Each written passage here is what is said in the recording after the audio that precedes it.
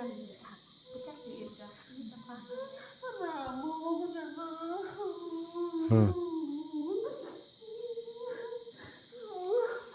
็นจะได้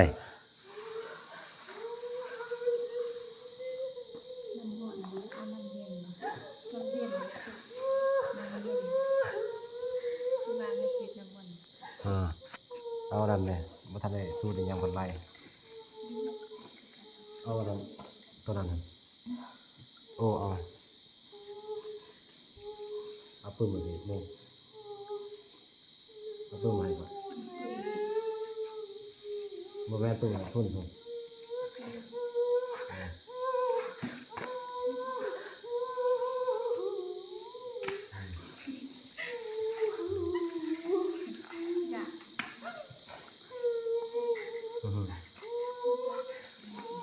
พอจะเคยเห็นอะไรพอจะเคยแค่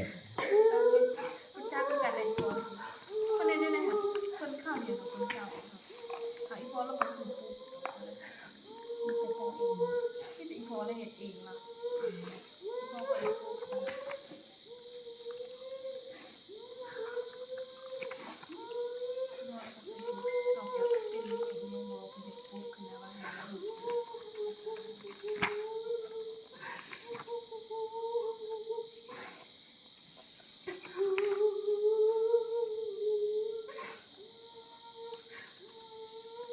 ปืนตัวเก่าเห็นไหม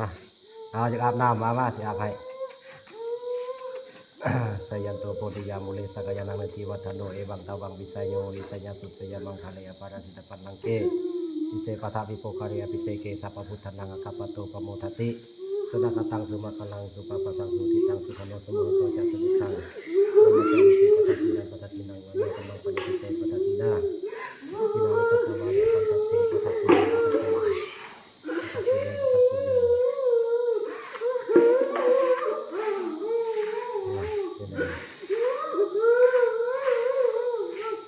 คุณตัวมวยคุณตัวนั้นเลยคุณตัวเก่าคุณปล่อยนะคุณก็เอาเลยคนเราก็พูดกันคุณตัวไม่หุบผ่านะเอาตัวมาไล่เจ้าไม่เอาอะไรตัวผีตัวหูพระตัวไม่ได้ก็ได้ว่าคุณจะที่จะทานได้มาอยู่ในขั้นเลยปะทับตาบริเวณกันเด้อจะไปทำลายจะเป็นวัสบายเอาแล้วคนอาบน้ำมือกินวิรูปะเคหิเมเมตังเอราปะเจหิเมสัพพยาปุตเตหิเมเมตังกันหาโคตมะเคหิจะอปะตะเกหิเมเมตังกิปะตะเกหิเมกิปะตะเกหิเมจตุปะเตหิเมเมเตเมตังจตุปะเตหิเมเมตังปะหุปะเตหิเมมะมังอปะตะโกอินสีมะมังหินสีทิปะตะโกมะมังจตุปะโตอินสีมะมังหินสีปะหุปะโตสัพเพสัตตาสัพเพปะนาสัพเพพุทธาจะเกวราสัพเพปัตตารานิปัสสันตุนาคินติปะปะมังกันนาปะมโนพุทโธปะมโนธัมโมปะมโนสังโฆปะมนาวันตาริสิริสัพพะเนียหิวิติกาสัพพะปฏิเวนะติสัพพะตุสิกากัตเมราคากัตเมปริตาปริกามันตุบูตานิโสหังนะโมภะคะวะโตนะโมสัพพะนังสัมมาสัมพุทธานังติ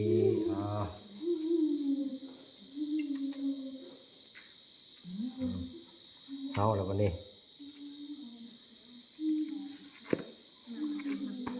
ฮะ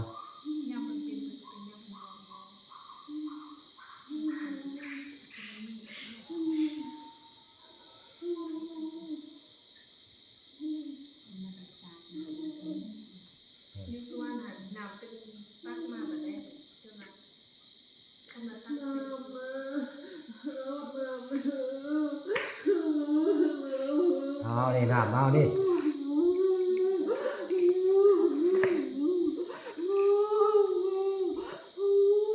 น้ำได้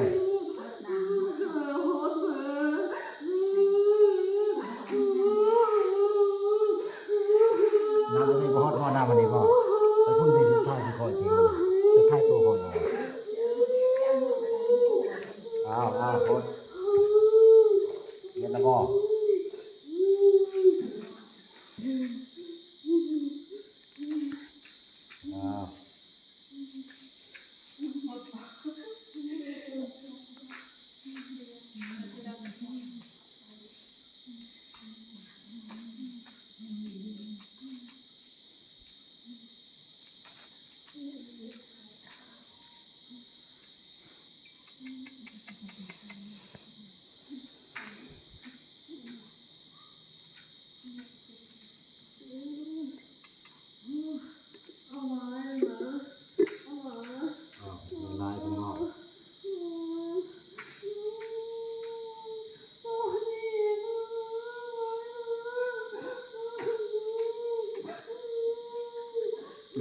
อันยังเอาหนังเหรอ เอาหนามาร้ายนะแล้วผมก็โต๊ะหมดนะ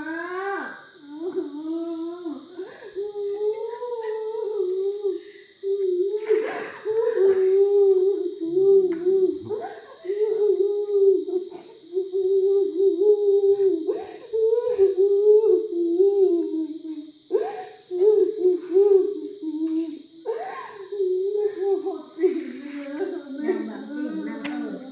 รถเรียกรถนะรถเลย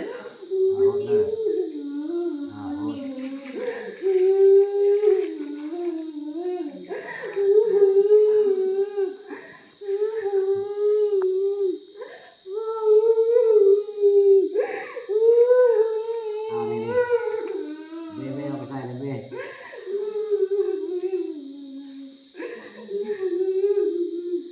เอาไปใส่ข้อมันนี่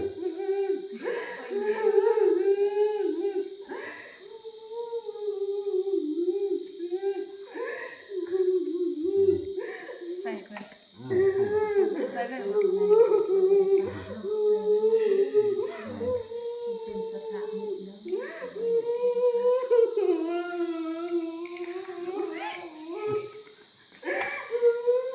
เล่นเดี๋ยวยุ่งกันเลยกันใส่ไปไหน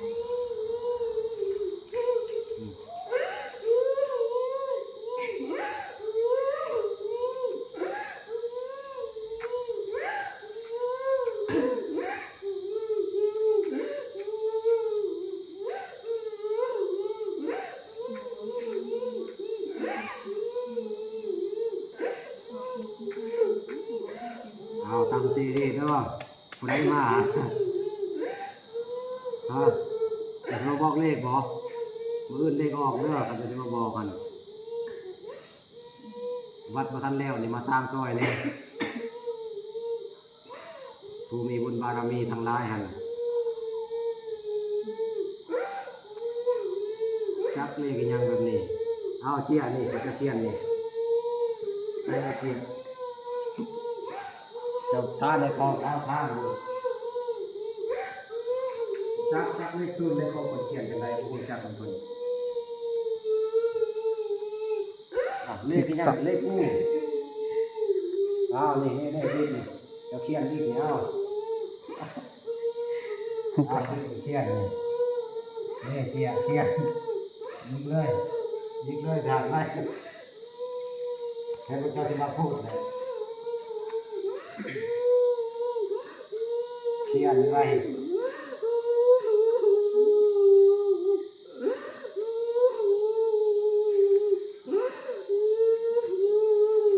เห็นแล้วโอ้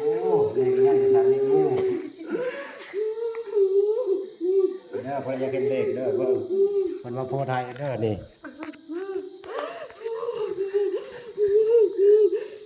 อันเลขจะสะบังมือเจ้า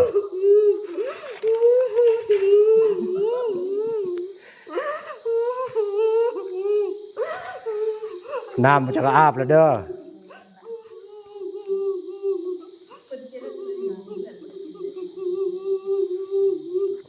เมื่อซะเมื่อเด้อ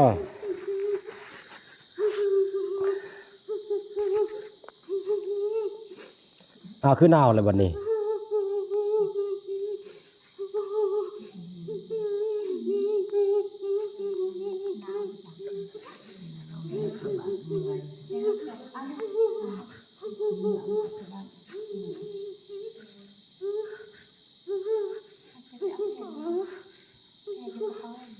หนาวบ่เมื่อเด้อบัดนี้เด้อให้เพิ่นมาพักผ่อนฮอดเวลาแล้วมันดึกแล้วนี่เจ้าอยู่ไสเจ้าที่อยู่นี่บ่ เจ้าคนทางใดหั่นบ่ได้ยินบ่ถามนี่อยู่ภูบ่ภูบางนั่นพุ่นภูอยู่ห้วยมุดภูหยังมาหยังผู้เจ้ามาหยังฮะผู้เจ้ามาหยังพี่ สิมาซอยเรือบ่มาซอยสร้างนี่บ่บ่ทันแล้วนะเห็นบ่หันยังลายอยู่ นี่ขนมบุกเลยขนมไอ้ปาบขนมไอ้โบก จะบอกเลข ขนมไอ้บุกเลยขนมไอ้ปาบ โอ้คันจะบอกเลขจะบาปเนาะบ่บาปดอกมาพูดให้มาซอยมาสร้างนี่บ่บาปดอก สร้างวัดสร้างว่าบ่ทันแล้วเด้นี่ยังลายเป็นหนี้กระเบื้องเขาก็เป็นหนี้นี่ ขนมอยากสวยคุณป้าขนมอยากสวยคุณป้า สิซอยอันใดซอย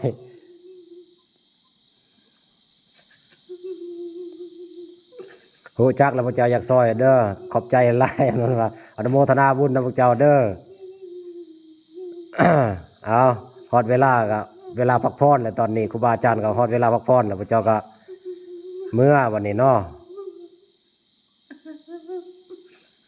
อยู่ภูภาคนั้นบ่พระเจ้าบ่ภูยังเขาเอิ้นภาคนั้นภูยัง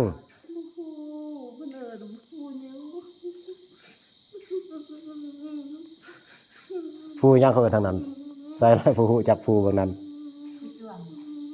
น้าภาคนั้นบ่แม่นเนาะ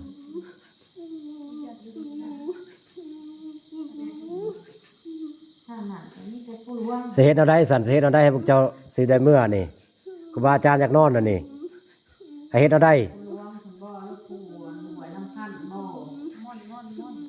เออ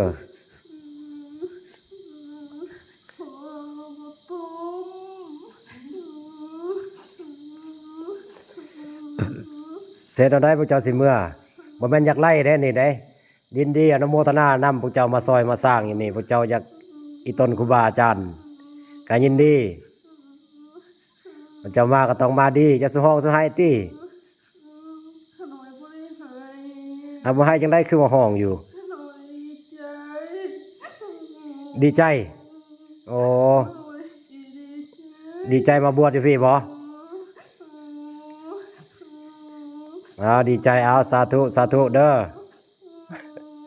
ดีใจได้มาบวชแม่นบ่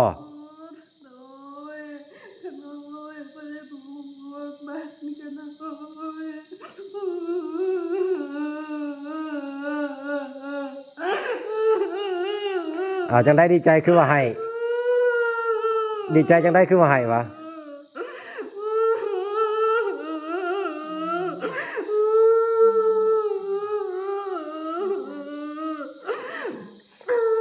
น้ำพระเจ้าก็อาบแล้วเด้อจังได้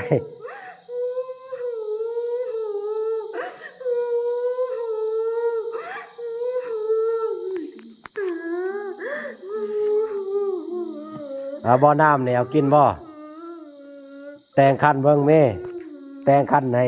อุเพิ่นกลับแต่งคันหาบ่จังซั่นบ่แนวใดซั่นฮู้จักแล้วว่าพวกเจ้าดีใจได้มาบวชแม่นบ่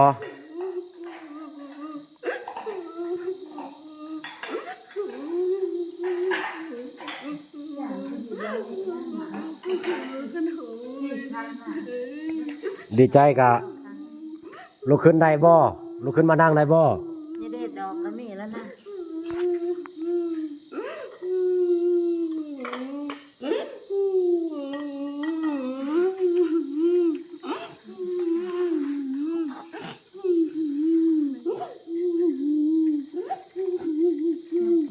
หรือว่ามีแนวเขาเฮ็ดผิดบ่มีบ่แนวเขาเฮ็ดผิดบ่มันเหีอยู่ในนี่มีคนมาพิดเทียงกันพันผมมากคนจะไขสามัคคีกัน เอาครูบาก็บอกก็ได้พวกเจ้าสามัคคีกันเด้อว่าเด้อพันบ่หายมาพิดเทียงกันอีสาวเบียดกัน